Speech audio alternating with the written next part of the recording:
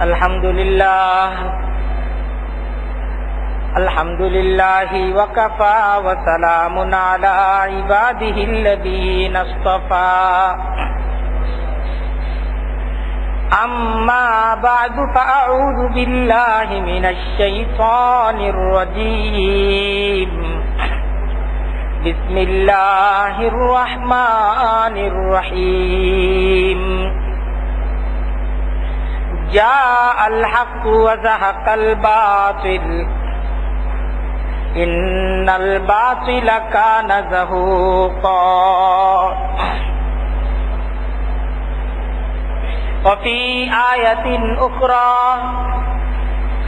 anzala minas samaa'i ma'an fasalat awdiyatum biqadriha fahtamala as-sailu zabadar rabiya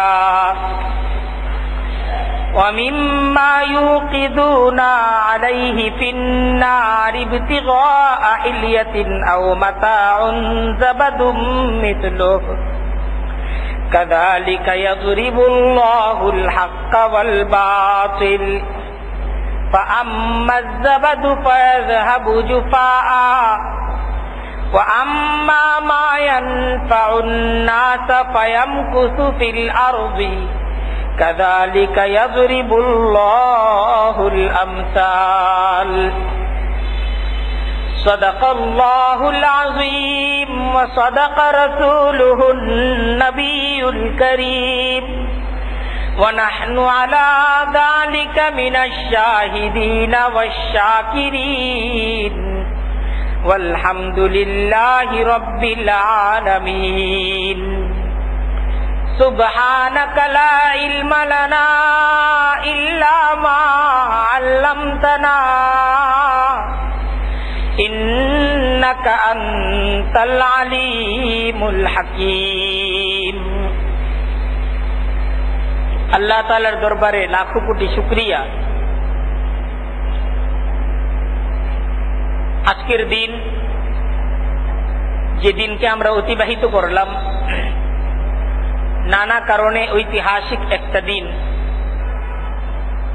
আজকের এ দিনে ঘটে যাওয়া বিভিন্ন ঘটনাবলীকে সামনে রেখে আজকে আমরা এক আলোচনা বৈঠকে উপস্থিত হয়েছি। আমরা আল্লাহ তাআলার দরবারে দোয়া করি, আল্লাহ তাআলা যেন আমাদেরকে আজকের এই দিনের প্রকৃত ইতিহাস আমাদের আলোচনা থেকে আল্লাহ তাআলা যেন তা আমাদেরকে বের করার তৌফিক দান করেন। সেই সাথে আমরা যেন এই ইতিহাস থেকে যে শিক্ষাটা আমাদের অর্জন করা দরকার, আমরা ঠিক সেই শিক্ষাটাই অর্জন করতে পারি। আল্লাহ তাআলা আমাদেরকে যেন তার তৌফিক দান করেন।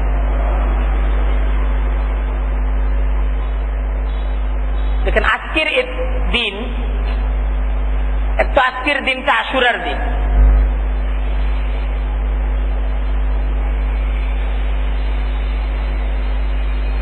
তো আশুরা নবী করিম সাল্লাল্লাহু আলাইহি ওয়াসাল্লাম এবং সাহাবা একরাম তাদের যুগেও এই আশুরার দিনটা বিশেষ ফজিলতপূর্ণ এবং মর্যাদাপূর্ণ দিন হিসেবে এই দিনে রোজা রাখা এবং অন্যান্য বিশেষ আমলগুলো এই দিনকে কেন্দ্র করে চলত। এই দিনের সম্পর্কটা শুধুই কারবালার সাথে না, এই দিনের সম্পর্কটা আসলে কিসের সাথে? ইতিপূর্বেই আমরা এই আলোচনা পাইছি যে এই দিনের সম্পর্ক হযরত মূসা আলাইহিস সালাম যে এবং বনি ইসরাইলের উপর ফেরাউনের যে একটা কঠিন নির্যাতন চলতেছিল, এবং ফেরাউন ইতিহাসের এক প্রতাপশালী, স্বৈরাচারী এবং ক্ষুধাদ্রোহী এক রাষ্ট্রনায়ক ছিল। এই ফেরাউনের কাছে তৌহিদের দাওয়াত দেওয়ার জন্যই আল্লাহ তাআলা হযরত মূসা আলাইহিস সালামকে প্রেরণ করেন। এবং হযরত মূসা আলাইহিস সালাম এবং বনি ইসরাইলের উপর ফেরাউনের নির্মম নির্যাতনের ইতিহাস কুরআনে কারীমের বিভিন্ন সূরাগুলোর মাঝে আলোচনা করা হয়েছে। এই জায়গায় শক্তি এবং সত্যের একটা দ্বন্দ্ব চলতেছিল। তো এই আশুরার এই মহরমের 10 তারিখের দিনটাই সেদিন, যেদিনকে কেন্দ্র করে আল্লাহ তাআলা সত্যকে বিজয়ী করেন আর ফেরাউন তার সমস্ত শক্তি সহ পরাজিত হয়। এই দিনটা সত্যপন্থীদের একটা বিজয়ের দিন এবং তাদের শুকরিয়া আদায়ের দিন। তো এই দিনের শুকরিয়া আদায় করে হযরত মূসা আলাইহিস সালাম তিনি রোজা রাখতেন। নবী করিম সাল্লাল্লাহু আলাইহি ওয়াসাল্লাম তিনিও এই দিনের আল্লাহ তাআলার বিশেষ সেই বিজয়কে স্মরণ করে তিনিও রোজা রাখতেন। সাহাবা একরামদেরকেও এদিন তিনি রোজা রাখার হুকুম দিয়েছেন। এবং যে হাদিসের মাঝে আমরা রোজা রাখার হুকুম পাই, সে হাদিসের আরেকটা বরকতপূর্ণ অংশ হলো যে তোমরা এই আশুরার রোজা 2টি রোজা রাখবে। ওয়া খালিফু ফীহিল ইয়াহুদ, 2টা রোজা কেন রাখতে হবে? যেন ইহুদিদের সাথে তোমাদের ইবাদত মিলে না যায়।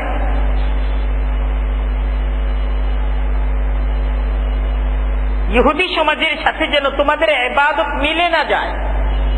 এখান থেকে এই বিষয়টাও মুসলমানদের শিখতে হবে যে মুসলমানদের কালচার, মুসলমানদের ইবাদত বন্দেগী, মুসলমানদের সংস্কৃতি, মুসলমানদের শিক্ষা এটি সম্পূর্ণ ভিন্নভাবে পরিচালিত হবে।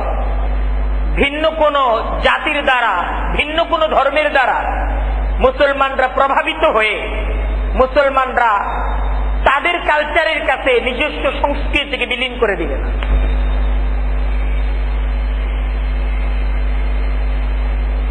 আশুরার প্রকৃত যে শিক্ষা এবং ইতিহাস সহিহ হাদিস থেকে আমরা এই পর্যন্তই পাই। এরপরে আরো যে সমস্ত কথাগুলো বলা হয় আশুরাকে কেন্দ্র করে, সেই সমস্ত বিষয়গুলো সহি কোনো বর্ণনার দ্বারা প্রমাণিত না। এটা মুখে মুখে প্রচারিত, এটা কোরআন এবং হাদিসের কোন বর্ণনার দ্বারা এই বিষয়গুলোর সত্যতা এবং এই সমস্ত কথাগুলোর গ্রহণযোগ্যতা পাওয়া যায় না।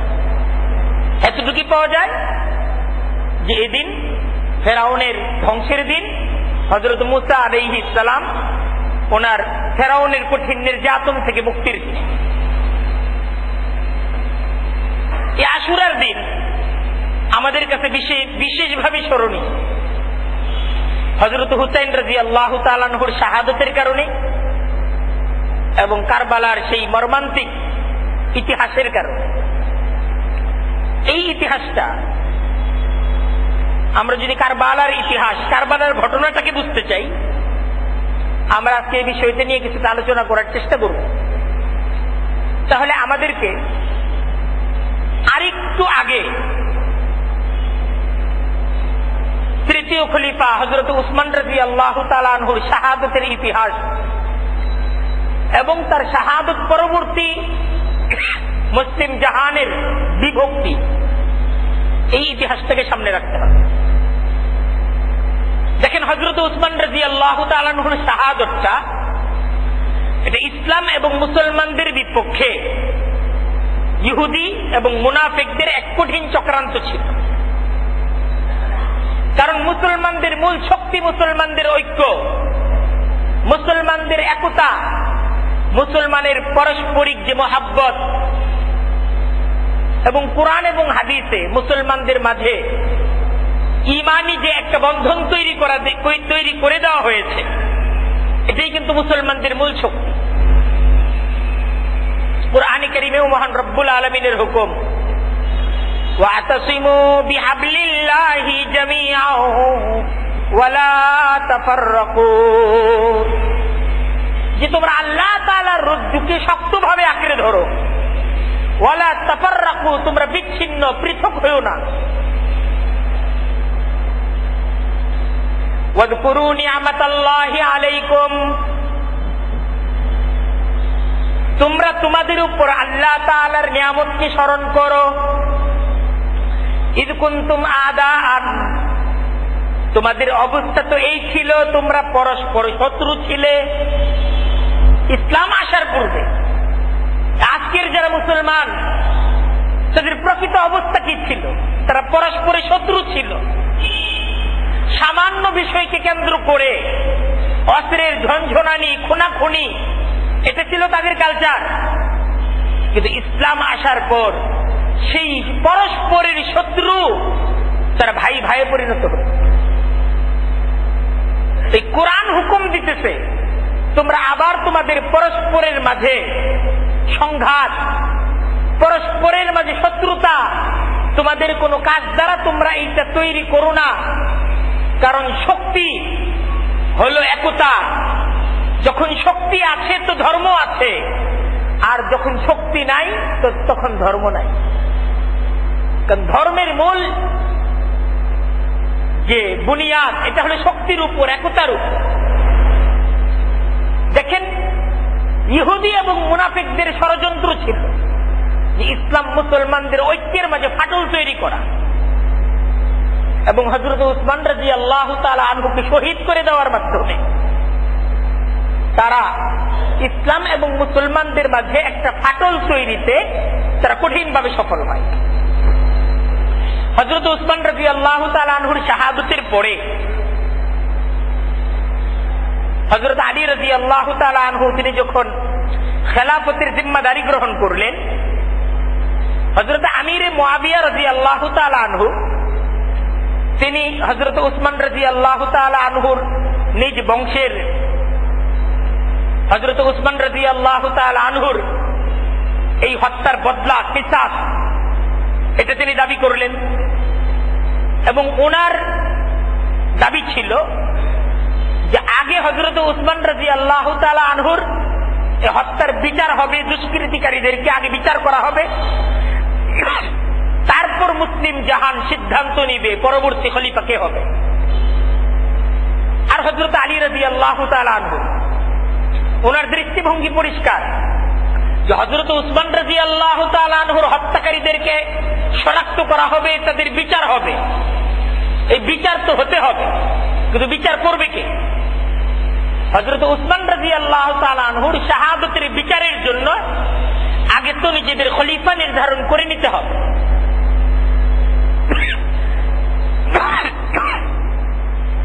তো মুসলিম জাহানের খলিফা তার সিদ্ধান্তে দুষ্কৃতিকারীদের বিচার হবে।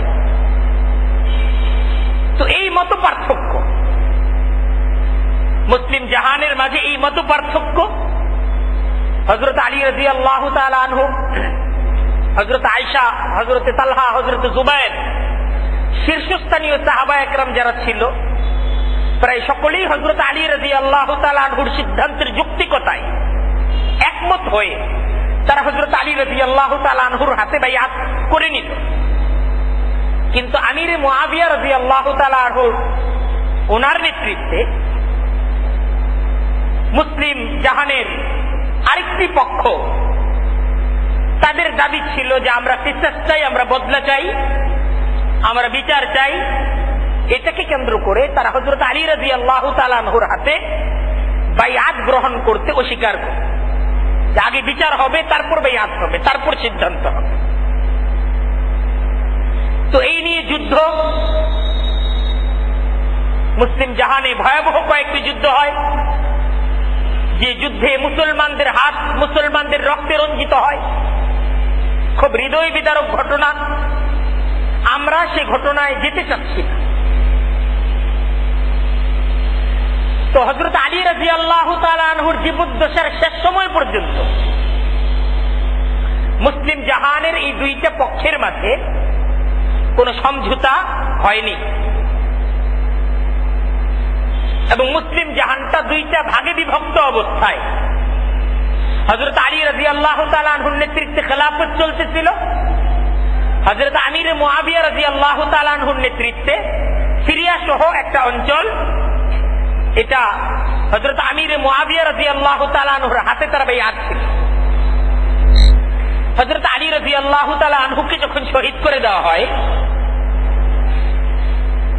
উনি অন্তিম মুহূর্তে হযরত হাসান রাদিয়াল্লাহু তাআলা আনহুকে ওনার পরবর্তী খলিফা নির্ধারণ করে তিনি তাকে ওসিয়ত করে যান, যদি কোনো সুযোগ আসে আমির মুআবিয়া রাদিয়াল্লাহু তাআলা আনহুর সাথে যেন একটা সমঝোতা করে নেওয়া হয়। তো হযরত হাসান রাদিয়াল্লাহু তাআলা আনহু তিনি দায়িত্ব গ্রহণ করার পর তিনি সমঝোতা তৈরিতে উদ্যোগী হলেন এবং হযরত আমির মুআবিয়া রাদিয়াল্লাহু তাআলা আনহুর সাথে একটা সমঝোতা, কিছু চুক্তির ভিত্তিতে হযরত হাসান রাদিয়াল্লাহু তাআলা আনহু পূর্ণ মুসলিম জাহানের জিম্মাদারি আমিরে মুআবিয়ার হাতে অর্পণ করে দেন। এইভাবে আবার একটা ঐক্য তৈরি হয় মুসলিম জাহান। তো যে চুক্তিতে হযরত হাসান রাদিয়াল্লাহু তাআলা আনহু আমিরে মুআবিয়া রাদিয়াল্লাহু তাআলা আনহুর হাতে পূর্ণ জিম্মাদারি অর্পণ করেন, সেই চুক্তির শর্ত ছিল যে আমিরে মুআবিয়া রাদিয়াল্লাহু তাআলা আনহুর পরবর্তীতে মুসলিম জাহানের খেলাফতের জিম্মাদারি হযরত হাসান রাদিয়াল্লাহু তাআলা আনহুর কাছে অর্পণ করা হবে। তো ইতিহাস ছিল এরকম যে হযরত আমিরে মুআবিয়া রাদিয়াল্লাহু তাআলা আনহুর যে খেলাফত, তার যে রাষ্ট্র পরিচালনা, এটা ছিল দীর্ঘদিনের রাষ্ট্র পরিচালনা। আল্লাহ তাআলা ওনাকে দীর্ঘ হায়াত দান করেন এবং দীর্ঘদিন মুসলিম জাহানের খেলাফতের জিম্মাদারি রাষ্ট্রনায়ক হিসেবে তিনি জিম্মাদারি পালন করেন। তো এর মাঝে প্রশাসনের তরফ থেকে, বিভিন্ন গভর্নরদের তরফ থেকে, যাদের অধিকাংশ উমাইয়া বংশের ছিল, তাদের আবদার আসতেছিল যে আপনার পরবর্তী খলিফা হিসেবে ইয়াজিদকে মনোনয়ন দেওয়া হোক। কিন্তু হযরত আমিরে মুআবিয়া রাদিয়াল্লাহু তাআলা আনহু যতদিন হযরত হাসান রাদিয়াল্লাহু তাআলা আনহু তিনি জীবিত ছিলেন ততদিন তিনি এই ধরনের কোন সিদ্ধান্ত দেন নাই। সিদ্ধান্ত দেওয়ার ব্যাপারে তিনি দ্বিধাগ্রস্ত ছিলেন। কিন্তু হযরত হাসান রাদিয়াল্লাহু তাআলা আনহুকে যখন শহীদ করে দেওয়া হয় তখন হযরত আমিরে মুআবিয়া রাদিয়াল্লাহু তাআলা আনহু তিনিও এই সিদ্ধান্তের দিকে ঝুঁকে গেলেন যে ওনার পরবর্তী খলিফা হবে ইয়াজিদ। ইয়াজিদ ছিল হযরতে আমিরে মুআবিয়া রাদিয়াল্লাহু তাআলা আনহুর সন্তান। তো এই ক্ষেত্রে হযরতে আমিরে মুআবিয়া রাদিয়াল্লাহু তাআলা আনহুর দৃষ্টিভঙ্গি আসলে কি ছিল, এটা একটা প্রশ্ন। তিনি কিভাবে ইয়াজিদকে ওনার পরবর্তী খলিফা হিসেবে মনোনয়ন দিলেন, এটা একটা প্রশ্ন। তো আমরা যদি আসলে সহজভাবে এই প্রশ্নের একটা উত্তর বের করতে চাই, উত্তরটা এরকম হয় যে ইয়াজিদ হযরত আমির মুআবিয়া রাদিয়াল্লাহু তাআলা আনহুর সন্তান হওয়ার কারণে রাষ্ট্র পরিচালনার ব্যাপারে সহযোগী ছিল, বিভিন্ন গুরুত্বপূর্ণ সিদ্ধান্ত ইত্যাদির মাঝে ভালো মশওয়ারা ইয়াজিদের পক্ষ থেকে তিনি পাচ্ছিলেন, নেতৃত্বের গুণ ইয়াজিদের মাঝে ছিল। কিন্তু এই বিষয়টা পরিষ্কার, আল্লামা ইবনে কাসির রাহমাতুল্লাহি আলাইহি ওনার ইতিহাসের মাঝে এই বিষয়টা আনছেন। তাকওয়া পরহেজগার যদি দেখা হয় তাহলে এই ক্ষেত্রে ইয়াজিদ মুসলিম জাহানের খলিফা হতে পারে না। কারণ নামাজের মাঝে অলসতা সহ বিভিন্ন ধরনের প্রবণতা ইয়াজিদের মাঝে ছিল। যে সমস্ত গুণাবলীর অধিকারী এক যুবক, সে এই এখনো অসংখ্য সাহাবায়ে কেরাম যারা তাকওয়া এবং পরহেজগারিতে অনন্য, তাদের উপস্থিতিতে মুসলিম জাহানের খলিফা ইয়াজিদ হতে পারে না। কিন্তু হযরত আমিরে মুআবিয়া রাদিয়াল্লাহু তাআলা আনহুর সামনে দৃষ্টিভঙ্গি ছিল যে নেতৃত্বের গুণ ইয়াজিদের মাঝে বেশি, আর এই পূর্ণ মুসলিম জাহানের খেলাফতের জন্য একজন শক্তিশালী প্রশাসক প্রয়োজন। তিনি এই বিষয়টাকে প্রাধান্য দিচ্ছিলেন। আর বিভিন্ন গভর্নরদের তরফ থেকে যে মশওয়ারা আসতেছিল, এই সমস্ত মশওয়ারাগুলোকে তিনি প্রাধান্য দিয়ে ইয়াজিদকে পরবর্তী খলিফা হিসেবে মনোনয়ন দিয়ে পূর্ণ মুসলিম জাহানের কাছে ফরমান পাঠিয়ে দিলেন যেন প্রত্যেকটা প্রদেশে প্রদেশে ইয়াজিদের পক্ষ থেকে বাইআত গ্রহণ করা হয়। তো সরকারি চাপ, রাষ্ট্রীয় চাপ ইত্যাদির ভিত্তিতে দেখা গেল মুসলিম জাহানের বিভিন্ন অঞ্চলে ইয়েজিদের বাইআত গ্রহণ করব, অনেকগুলো অঞ্চলে এটা শেষ হয়ে গেল, ইয়েজিদের বাইআত গ্রহণ করে নেওয়া হবে। কিন্তু শীর্ষস্থানীয় সাহাবা একরাম হযরত হুসাইন ইবনে আলী, হযরত আব্দুল্লাহ ইবনে জুবায়ের, হযরত আব্দুল্লাহ ইবনে ওমর সহ হযরত আব্দুল্লাহ ইবনে আব্বাস, যারা সেই সময়ের সাহাবা একরামদের মাঝে শীর্ষস্থানীয় ছিলেন, তারা ইয়েজিদের হাতে বাইআত গ্রহণে অস্বীকৃতি জানালেন। হযরত আমির মুআবিয়া রাদিয়াল্লাহু তাআলা আনহু তিনি যখন হজের উদ্দেশ্যে তিনি হিজাজে আসলেন, হযরত হুসাইন রাদিয়াল্লাহু তাআলা আনহু, হযরত আব্দুল্লাহ ইবনে জুবায়ের তারা আমির মুআবিয়া রাদিয়াল্লাহু তাআলা আনহুর সাথে সাক্ষাৎ করলেন এবং তার কাছে প্রস্তাবনা পেশ করলেন যে আল্লাহর রাসূল সাল্লাল্লাহু আলাইহি ওয়াসাল্লাম পৃথিবী থেকে যখন বিদায় নিতেন তিনি তার পরবর্তী কোন খলিফা নির্ধারণ করে দিয়ে যান। সাহাবা একরামদের মশওয়ারার ভিত্তিতে পরবর্তী খলিফা হিসেবে হযরত আবু বকর সিদ্দিক তাকে নির্বাচিত করা হয়। হযরত আবু বকর সিদ্দিক রাদিয়াল্লাহু তাআলা আনহু তিনি যখন এই পৃথিবী থেকে বিদায় গ্রহণ করেন, তিনি তার পরবর্তী খলিফা হযরত উমর ফারুক রাদিয়াল্লাহু তাআলা আনহুকে নির্ধারণ করে যান। কিন্তু তাও সাহাবা একরামদের সাথে মশওয়ারা সাপেক্ষে সকলের কাছ থেকে মতামত নিয়ে তারপর হযরত উমরকে তিনি মনোনয়ন দিয়ে যান। আর হযরত উমর রাদিয়াল্লাহু তাআলা আনহু তিনি যখন পৃথিবী থেকে বিদায় নেন, আর হযরত আবু বকর সিদ্দিক রাদিয়াল্লাহু তাআলা আনহু তিনি যে উমরকে খলিফা হিসেবে পরবর্তী খলিফা হিসেবে নির্বাচিত করে যান, এই হযরত উমর হযরত আবু বকরের বংশের কেউ ছিল না,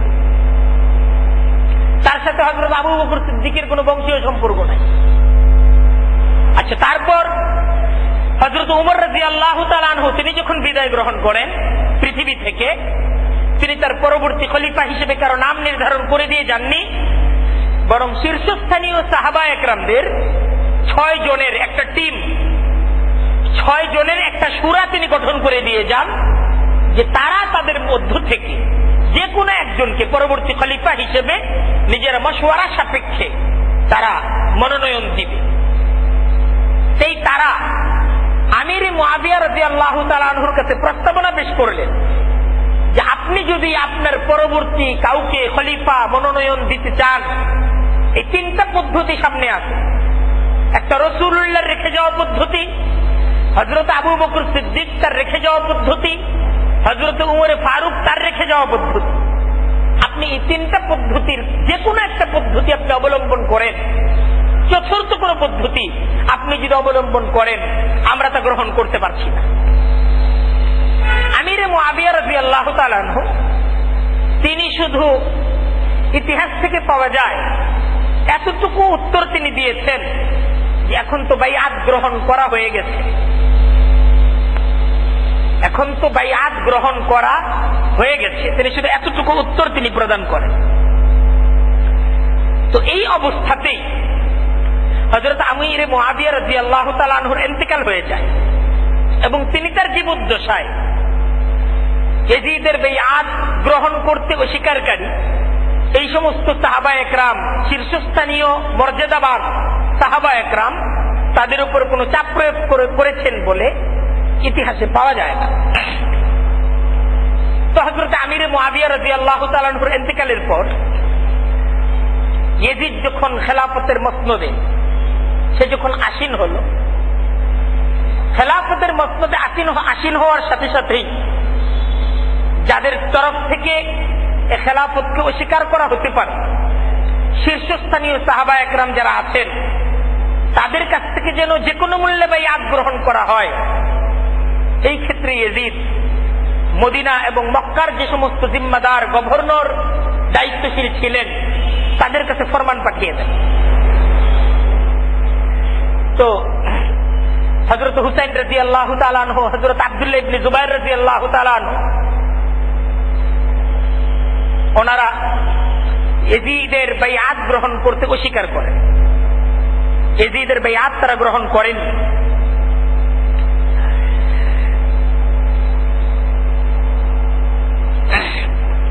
তো মদিনার সেই সময়ের গভর্নর ছিল ওয়ালিদ।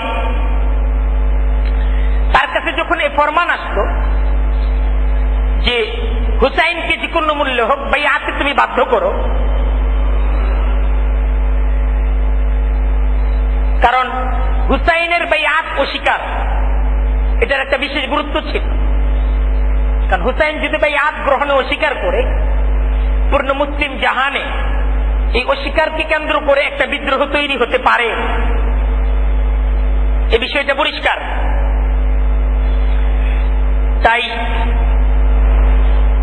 হযরত হুসাইনের উপর চাপ প্রয়োগ করা হলো, কিন্তু চাপের কাছে হযরত হুসাইন রাদিয়াল্লাহু তাআলা আনহু তিনি নতি স্বীকার করলেন।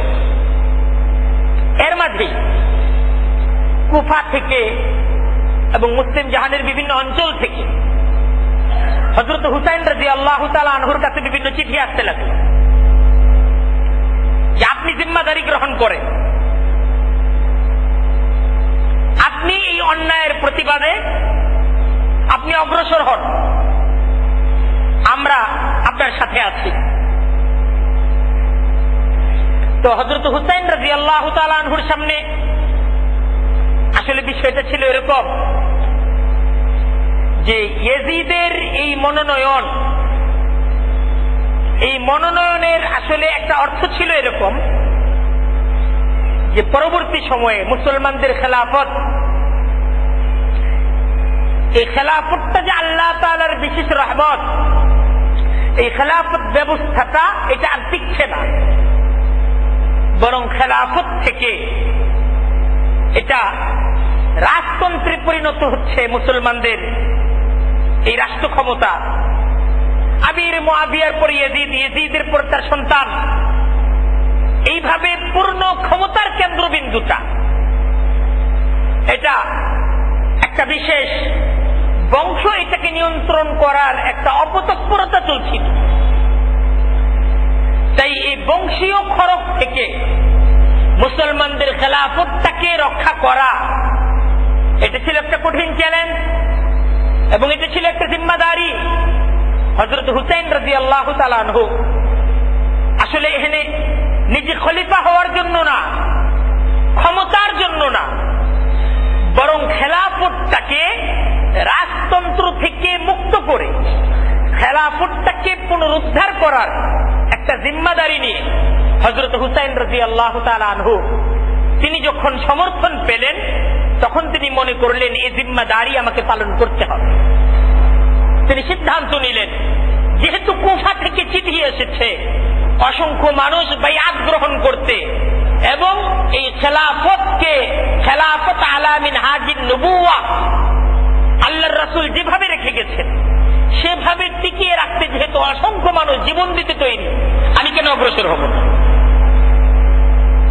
তাই হযরত হুসাইন রাদিয়াল্লাহু তাআলা আনহু তিনি সর্বপ্রথম মুসলিম ইবনে আকিলকে পাঠালেন যে তুমি কুফার অবস্থাটাকে নিজের চোখে দেখে আমার কাছে পত্র লিখো। হযরত মুসলিম ইবনে আকিল যখন কুফায় গেলেন, তাকে পেয়ে পূর্ণ কুফার মাঝে জোয়ার তৈরি হতো এবং হযরত হুসাইন রাদিয়াল্লাহু তাআলা আনহু যাওয়ার সাথে সাথেই এই কুফায় যে একটা গণজাগরণ তৈরি হবে এটাকে তিনি উপলব্ধি করে হযরত হুসাইন রাদিয়াল্লাহু তাআলা আনহুর কাছে চিঠি পাঠিয়ে দিলেন, আপনি কুফায় এসে যান, কুফাবাসী আপনাকে পাওয়ার জন্য প্রস্তুত। তো হযরত হুসাইন রাদিয়াল্লাহু তাআলা আনহু চিঠি পাওয়ার পর তিনি কুফার দিকে যাত্রা করলেন। যদিও শীর্ষস্থানীয় সাহাবা একরামদের অনুরোধ ছিল হযরত হুসাইনের কাছে যে এত বড় একটা রিস্ক, এত বড় একটা চ্যালেঞ্জ, এটাকে আপনি গ্রহণ করতে যাবেন না, কারণ কুফাবাসীরা এরা বিশ্বাসঘাতকতা করতে পারে, এদের অতীত ইতিহাস ভালো না, এরা আপনার বাবার সাথে ভালো আচরণ করে নাই, তাই আপনি তাদের ব্যাপারে সতর্ক হন। কিন্তু হযরত হুসাইন রাদিয়াল্লাহু তাআলা আনহু উনি ভিন্ন কিছু বুঝতেছিলেন, ভিন্ন কিছু দেখতেছিলেন। তার সামনে এই বিষয়তে পরিষ্কার ছিল যে এই অন্যায়ের প্রতিবাদী যদি না হয় আমি হুসাইনের বেঁচে থেকে লাভ নেই। হযরত হুসাইন রাদিয়াল্লাহু তাআলা আনহু তিনি অগ্রসর হলেন। সেদিকে কুফা, ইয়াজিদ যখন কুফার অবস্থা এটাকে দেখলো যে কুফার অবস্থা এটা ভয়াবহ, তো উবাইদুল্লাহ ইবনে জিয়াদ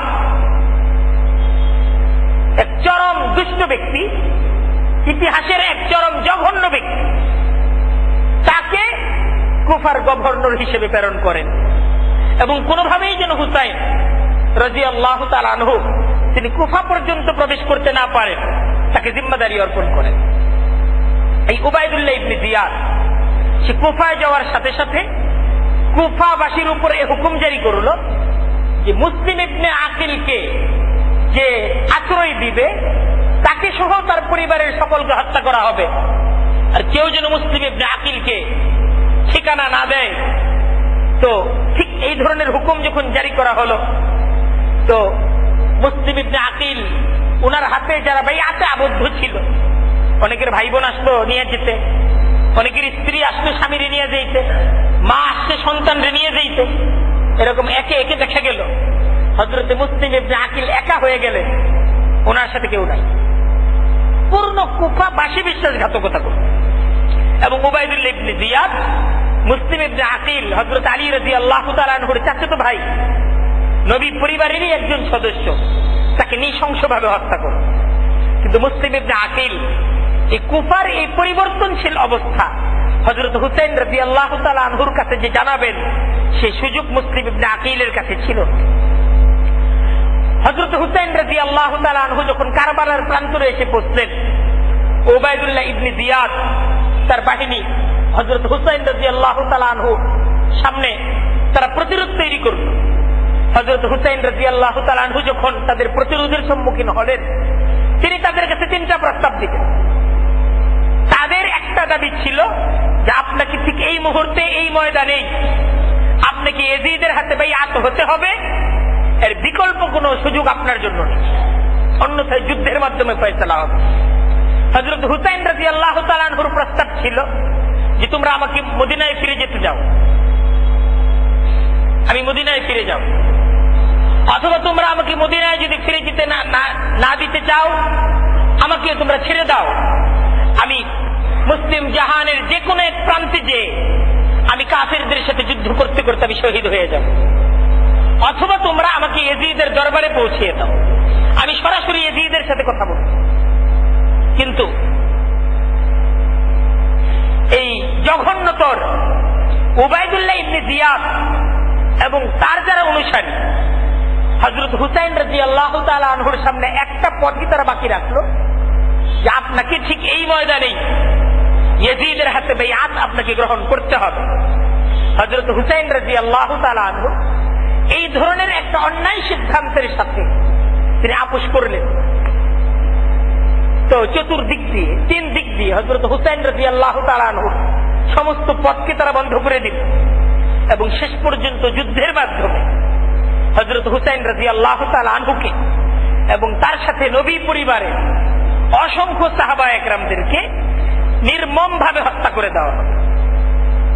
তো কারবালার প্রান্তরে হযরত হুসাইন রাদিয়াল্লাহু তাআলা আনহু তিনি শহীদ হয়েছেন।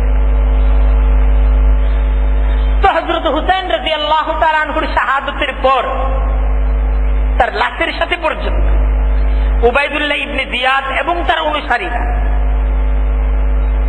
কুরুচিপূর্ণ আচরণ তার লাশের সাথে পর্যন্ত করল। দেখেন ইতিহাস এই পর্যন্তই, ইতিহাস মর্মান্তিক ইতিহাস, বেদনাদায়ক ইতিহাস, কিয়ামত পর্যন্ত এই ইতিহাস যখন আমাদের সামনে আসবে এই ইতিহাস আমাদেরকে ব্যথা দিবে। কিন্তু এই ইতিহাসের আসলে শিক্ষা কি? এই ইতিহাস থেকে আমরা আসলে গ্রহণ করব কি? দেখেন ইয়াজিদ, উবাইদুল্লাহ ইবনে জিয়াদ তাদের কাছে শক্তি ছিল, রাষ্ট্রীয় ক্ষমতা তাদের কাছে ছিল, আর রাষ্ট্রীয় ক্ষমতাকে পুঁজি করে হযরত হুসাইনের মতো পবিত্রতম, হযরত হুসাইন রাদিয়াল্লাহু তাআলা আনহুর মতো মর্যাদাবান নবী পরিবারের নবীর সোহাগে ভরা হযরতে ফাতেমা রাদিয়াল্লাহু তাআলা আনহুর আদরের দুলাল হযরত হুসাইনকে তারা তাদের শক্তির দ্বারা নির্মম ভাবে তারা হত্যা করতে পারছে। কিন্তু আজকের ইতিহাস সাক্ষী যে ইয়াজিদ কিন্তু সফল হতে পারে নাই। ইয়াজিদের শক্তি ছিল, তখন অবস্থা এই ছিল যে ইয়াজিদই শক্তিশালী, ইয়াজিদ বিজয়ী। কিন্তু আজকের ইতিহাস বলতেছে সত্য কিন্তু আজকে প্রকাশিত হয়েছে, সত্যকে কিন্তু গোপন রাখা যায় নাই। হুসাইনকে হত্যা করা গেছে, কিন্তু সত্যকে কিন্তু হত্যা করতে পারে নাই।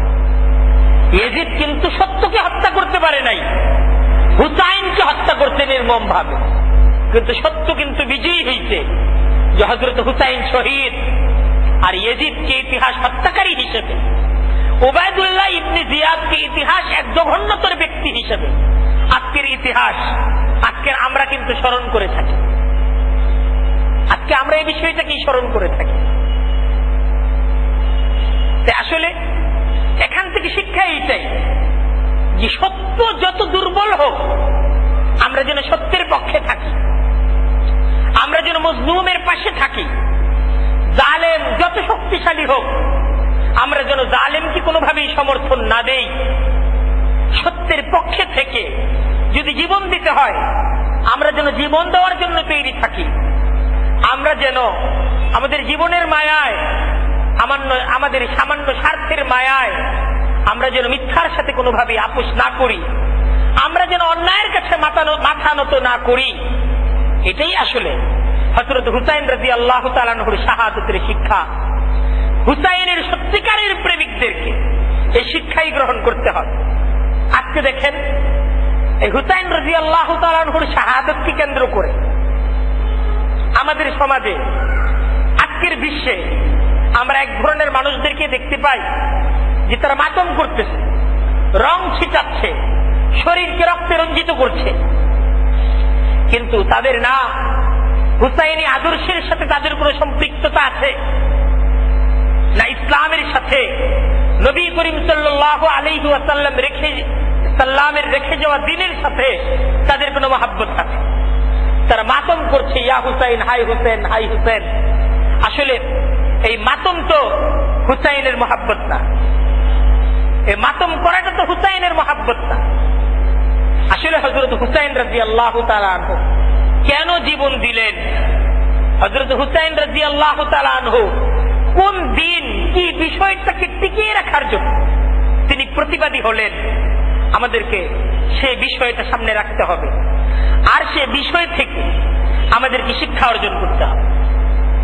আল্লাহ তাআলা আমাদের সবাইকে হযরত হুসাইন রাদিয়াল্লাহু তাআলা আনহুর শাহাদত, এই শাহাদত থেকে, এই শাহাদতের প্রকৃত শিক্ষাটা এটাকে গ্রহণ করে সেই অনুযায়ী সত্যের পক্ষে এবং ন্যায়ের পক্ষে, অন্যায়ের বিপক্ষে, মিথ্যার বিপক্ষে আমাদের শেষ জীবনের শেষ মুহূর্ত পর্যন্ত আমাদেরকে অটল থাকার, আমাদেরকে কায়েম এবং দায়েম থাকার তৌফিক দান করুন।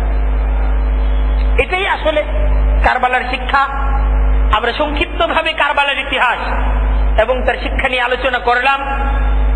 এই সমস্ত বিষয়ে আসলে আমাদের এই বিষয়টা সামনে রাখতে হবে যে আসলে এই ইতিহাসটা খুবই স্পর্শকাতর ইতিহাস।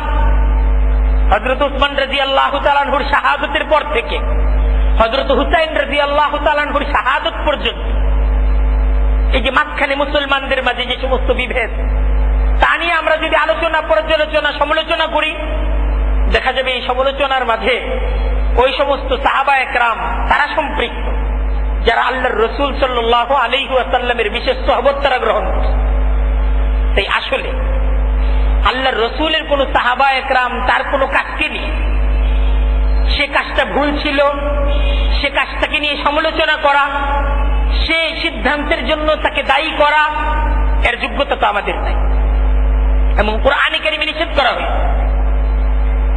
কোরআনে কারিমের মাঝে বলা হয়েছে যে তোমরা পরবর্তীতে যারা তোমরা ঈমান পাচ্ছ, তোমরা এটা বলবা, এই দোয়া আল্লাহর কাছে করবা, রব্বানা রব্বানা গফির লানা, আল্লাহ আপনি আমাদেরকে ক্ষমা করে দেন, ওয়ালি ইখওয়ানিনা আল্লাযীনা সাবাকুনা বিল ঈমান, এবং আমাদের যে সমস্ত ভাইরা, আমাদের যে সমস্ত মুরব্বীরা তারা ঈমানের পথে জীবন দিছে, যারা ঈমানদার ছিল, আপনি তাদেরকে ক্ষমা করে দেন। ওয়ালা তাজআল ফি কুলুবিনা গিল্লাল লিল্লাযীনা আমানু, আল্লাহ অতীতে যারা ঈমানদার ছিল তাদের প্রতি কোনো বিদ্বেষ আমাদের মনের মাঝে যেন না থাকে। রব্বানা ইন্নাকা রাউফুর রহিম, আল্লাহ আপনি বড় দয়াবান, বড় করুণাময় আপনি, আপনি বড় ক্ষমাশীল, আপনি সকলের প্রতি দয়া। দেখেন, একজন মুসলমান যদি কোনো ভুল করে, অপর মুসলমানের জিম্মাদারি হলো এই যে তুমি যে ভুল করেছে তাকে তার ভুলটা সংশোধন করে দাও। কোন মুসলমানের ভুলের জন্য তাকে গালি দেওয়া এটা অপর মুসলমানের জন্য জায়েজ নেই। অপর মুসলমান তাকে যদি গালি দেয় তাহলে সেও ভুল করবে। তো এটা তো ইসলাম আমাদেরকে এমন একটা নীতি শিক্ষা দিচ্ছে যে কোন মুসলমান যদি ভুল করে, মুসলমানের ভুল হতে পারে, অপর মুসলমানের দায়িত্ব জিম্মাদারি সে তার মুসলমান ভাইয়ের ভুল ধরিয়ে দিবে। ভুলের কারণে তার কুচ্ছা রচনা করা, তার ভুলকে নিয়ে অন্যের কাছে ভুলের প্রচার করা, তার ভুলের জন্য তাকে গালি দেওয়া, ইসলামে এটা শুধু গুনাহ না, বরং এটা কবিরা গুনাহ। আচ্ছা, একটা জীবিত মানুষ কোনো ভুল করে তাকে যদি এই ভুলের জন্য গালি দেওয়া ইসলামে নিষেধ হয়, তাকে যদি এই ভুলের জন্য তার জীবত করা ইসলামে নিষেধ হয়, তাহলে কোন মুসলমান তার যদি ওফাত হয়ে যায়, সে যদি মরহুম হয়ে যায়, তার কোনো ভুলকে নিয়ে আলোচনা করা, তার কোনো ভুলকে নিয়ে সমালোচনা করা, তার জীবত শেখায়াত করা, এটা কি আমাদের ইসলাম সমর্থন করে? ইসলাম এটা সমর্থন করে। যে একজন মানুষ আল্লাহ তাআলা তাকে নিয়ে গেছেন, তার ওফাত হয়ে গেছে, সে যা করে গেছে সে তা নিয়ে গেছে, তুমি তাকে নিয়ে কেন সমালোচনা করছো? তুমি তার কেন গীবত করছো? তুমি তার কেন কুচ্ছা রচনা করছো? এটা ইসলামে হারাম এবং জঘন্যতর হারাম। আচ্ছা, কোন মুসলমান সে যদি অন্যায়কারীও হয়, সে মুসলমানকে নিয়ে গীবত করা, সে মুসলমানকে গালাগালি করা ইসলাম আমাদেরকে নিষেধ করে। এখন যদি কোন ভুল, আল্লাহর নবীর সাহাবা একরাম তারা তো নিষ্পাপ ছিলেন, তাদের ভুল ছিল, তবে তাদের ভুল আল্লাহ তাআলা কোরআনে কারীমের মাঝেও তাদের ভুল তাদেরকে ধরায় দিতেন, এবং আল্লাহ তাআলা কোরআনে কারীমে বারবার সাহাবা একরামদের প্রতি নিজে সন্তুষ্টির আলোচনা করে আল্লাহ তাআলা ঘোষণা দিতেন যে তারা আমার প্রতি সন্তুষ্ট, আমি তাদের প্রতি সন্তুষ্ট, তাদের অতীত এবং ভবিষ্যতের সমস্ত গুনাহকে আমি ক্ষমা করে দিলাম। এই মর্যাদা আল্লাহ তাআলা আল্লাহর রাসূলের সাহাবা একরামদেরকে দিতেন, দেন নাই? দিতেন। সাহাবা একরামদের বিভিন্ন সিদ্ধান্তে তাদের মাঝে মত পার্থক্য যেহেতু হয়েছে, তাদের সিদ্ধান্তের মাঝে ভুল ছিল, কিন্তু সে ভুলকে কেন্দ্র করে আজকে আমরা যদি ইতিহাস আলোচনা করতে যে আমরা তাদের সমালোচনা করি, তাদের দুষ্ত্রুটি নিয়ে আলোচনা করি, সেই দুষ্ত্রুটির আলোচনা এর দ্বারা তো আসলে আমাদের কোনো লাভ নাই, বরং এই দুষ্ত্রুটির আলোচনার দ্বারা আসলে আমরা যাদের উত্তরসূরি, যাদের মাধ্যমে আমরা দ্বীন এবং ঈমান পাইছি, তাদেরকে কটাক্ষ করে আমরা আসলে আমাদের ইসলাম এবং ইসলামী সংস্কৃতি এটাকেই আমরা কটাক্ষ করব।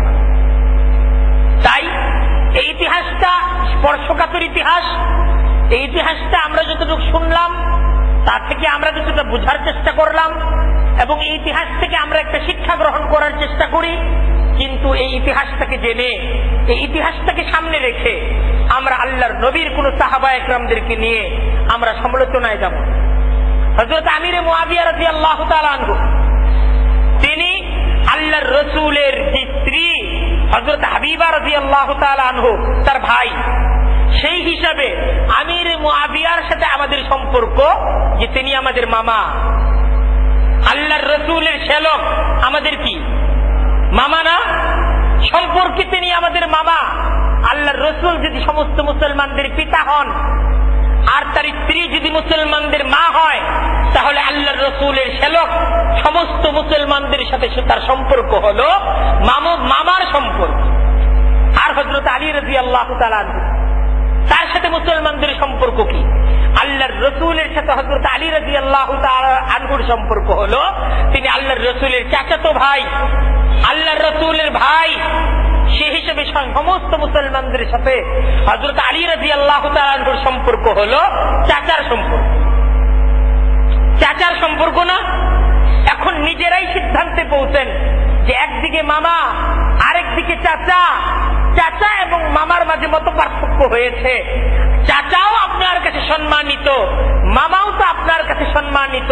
আপনি কার সমালোচনা করবেন, কার পক্ষ গ্রহণ করবেন? আসলে এটা এখানে পক্ষ গ্রহণ করার ব্যাপার না, পক্ষ গ্রহণ করার বিষয় না। তাদের মাঝে ভুল ত্রুটি থাকতে পারে, কিন্তু আমার কাছে, আপনার কাছে, আমাদের কাছে তারা সম্মানিত। তারা আল্লাহর রসুলের মর্যাদাবান সাহাবী। আমরা তাদেরকে সম্মান করি, আমরা তাদের জন্য আল্লাহর কাছে দোয়া করি, আল্লাহ আপনি আমাদেরকে ক্ষমা করে দেন।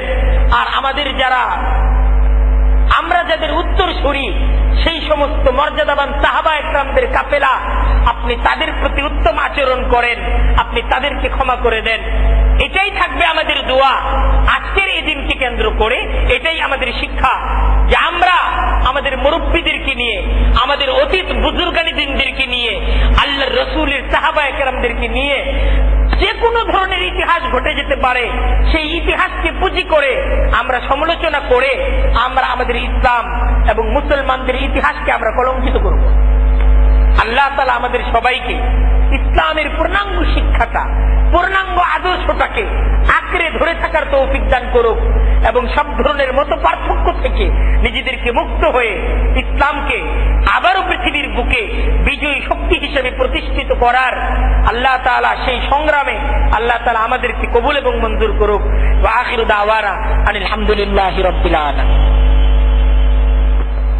আমরা একটু সংক্ষিপ্ত ভাবে দোয়া করে নিই, দুরূদ শরীফ পড়ি। আল্লাহুম্মা সাল্লি আলা মুহাম্মাদ ওয়া আলা আলি মুহাম্মাদ কামা সাল্লাইতা আলা ইব্রাহিম ওয়া আলা আলি ইব্রাহিম ইন্নাকা হামিদুম মাজিদ। আল্লাহুম্মা বারিক আলা মুহাম্মাদ ওয়া আলা আলি মুহাম্মাদ কামা বারাকতা আলা ইব্রাহিম ওয়া আলা আলি ইব্রাহিম ইন্নাকা হামিদুম মাজিদ। আল্লাহুম্মা রাব্বানা আতিনা ফিদ দুনিয়া হাসানাতাও ওয়া ফিল আখিরাতি হাসানাহ ওয়া কিনা আযাবান নার। আল্লাহুম্মা রাব্বানা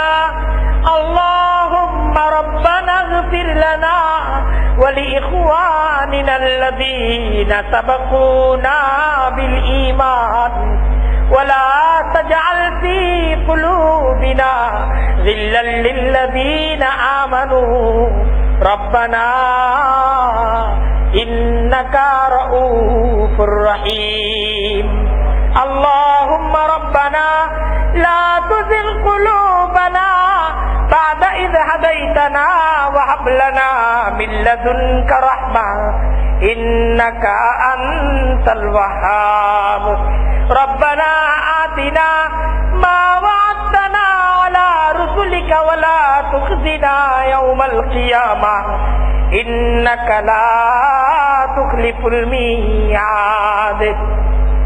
اللهم اهدنا الصراط المستقيم. اللهم اهدنا الصراط المستقيم. اللهم اهدنا الصراط المستقيم. يا ارحم الراحمين. আল্লাহ, আজকের দিন, আল্লাহ যে দিনকে আমরা অতিবাহিত করলাম, আল্লাহ ইতিহাসের এক বিশেষ মর্যাদার দিন। আল্লাহ এই দিনের শিক্ষা, আল্লাহ এই দিনের তাৎপর্যকে উপলব্ধি করে আল্লাহ আপনি আমাদেরকে কবুল এবং মঞ্জুর করেন। আল্লাহ আমরা যেন আমাদের জীবনের শেষ মুহূর্ত পর্যন্ত আল্লাহ আপনার পছন্দনীয় এই দিন, আল্লাহ আমরা যেন এই দিনকে আঁকড়ে ধরে আমাদের জীবনের শেষ মুহূর্ত পর্যন্ত আমরা অটল থাকতে পারি। আল্লাহ আপনি আমাদেরকে সে তৌফিক দান করেন। আল্লাহ আপনি আমাদেরকে সত্যের পক্ষে থাকার তৌফিক দান করেন। আল্লাহ ন্যায় এবং ইনসাফের পক্ষে থাকার জন্য আল্লাহ আপনি আমাদেরকে কবুল এবং মঞ্জুর করেন। আল্লাহ অন্যায়, আল্লাহ মিথ্যা, আল্লাহ যাবতীয় অনাচার এবং আল্লাহ আপনার হুকুমের লঙ্ঘন থেকে আল্লাহ আপনি আমাদেরকে হেফাজত করেন। আল্লাহ হযরত হুসাইন রাদিয়াল্লাহু তাআলা আনহুর শাহাদাত থেকে আল্লাহ শিক্ষা গ্রহণ করে আল্লাহ আপনার পছন্দনীয় দ্বীনের জন্য আল্লাহ এই দ্বীনের পথে, এই দ্বীন প্রতিষ্ঠার পথে আল্লাহ আপনি আমাদেরকে কবুল এবং মঞ্জুর করেন। আল্লাহ শাহাদাতের মওত আল্লাহ আপনি আমাদেরকে দান করেন। আল্লাহ আল্লাহ আজকের দিন আল্লাহ ফেরাউনের পতনের দিন, আল্লাহ আজকের দিন আল্লাহ দুর্বল মুসার আল্লাহ ফেরাউনের কবল থেকে মুক্তির দিন। আল্লাহ আজকের দিনকে কেন্দ্র করে আল্লাহ পৃথিবী ব্যাপী আল্লাহ আপনি মুসলিম মুসলমানদেরকে আল্লাহ আপনি আল্লাহ জালেমের আল্লাহ অত্যাচার নির্যাতন থেকে আল্লাহ আপনি মুক্তি দান করেন। আল্লাহ জালেমকে আল্লাহ পৃথিবী ব্যাপী ঢেকে বসা আল্লাহ সমস্ত জালেমদেরকে আল্লাহ আপনি পরাজিত করে দেন। আল্লাহ মুসলিম মুসলমানদেরকে আল্লাহ আপনি বিজয় দান করেন। আল্লাহ আপনি সত্যকে বিজয়ী করেন। আল্লাহ সত্য বিজয়ী হবে আল্লাহ তা তো আপনার সিদ্ধান্ত। আল্লাহ সত্যের বিজয় আল্লাহ আপনি আমাদেরকে দেখার তৌফিক দান করেন। আল্লাহ পৃথিবী ব্যাপী আল্লাহ আপনার দ্বীনের বিজয় আল্লাহ আপনি আমাদেরকে দেখার তৌফিক দান করেন। আল্লাহ মজলুমের পরাজয় আল্লাহ আপনি আমাদেরকে দেখার তৌফিক দান করেন। আল্লাহ আল্লাহ সত্যিকারের ইসলাম আল্লাহ আপনি আমাদেরকে পালন করার, আমাদেরকে বুঝার, আল্লাহ আমাদেরকে সত্যিকারের ইসলাম শিখার আল্লাহ আপনি তৌফিক দান করেন। আল্লাহ সব ধরনের কুসংস্কৃতি, আল্লাহ সব ধরনের ধর্মহীনতা, আল্লাহ সব ধরনের আল্লাহ বাতিলদের চক্রান্ত, আল্লাহ আল্লাহ বাতিলদের সব ধরনের আল্লাহ আয়োজন থেকে আল্লাহ আপনি আমাদেরকে হেফাজত করেন। আল্লাহ আমাদের এই মজমা, আমাদের এই বসাকে আল্লাহ আপনি কবুল এবং মঞ্জুর করেন। আল্লাহ আমাদের আলোচনায় যে সমস্ত ত্রুটি বিচ্যুতিগুলো হয়ে গেছে আল্লাহ তাকে আল্লাহ আপনি ক্ষমা করে দেন। আল্লাহ আলোচনার আল্লাহ আল্লাহ উত্তম অংশগুলোর উপর আল্লাহ আপনি আমাদেরকে শিক্ষা অর্জন করার তৌফিক দান করেন। ওয়াসাল্লাল্লাহু তাআলা আলা খায়রি খালকিহি মুহাম্মাদিন ওয়া আলিহি ওয়া আসহাবিহি আজমাইন। সুবহানা রাব্বিকা রাব্বিল ইজ্জাতি আম্মা ইয়াসিফুন ওয়া সালামুন আলাল মুরসালিন ওয়ালহামদুলিল্লাহি রাব্বিল আলামিন।